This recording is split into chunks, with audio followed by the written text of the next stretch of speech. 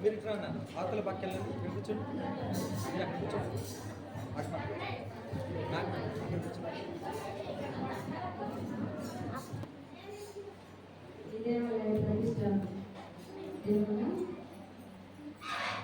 సువార్త భాగంగా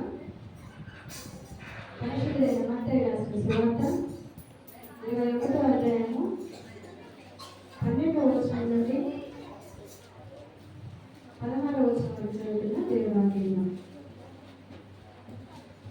ఆలయ ప్రతిష్ట పనుల కొరకు ఏర్పాటు చేయబడిన సువార్త భాగంగా పరిశుద్ధుడైన మత్తయి రాసిన సువార్త 21వ అధ్యాయము 12వ వచనం నుండి 16వ వచనం వరకు చదువుతున్న దేవుని వాక్యం.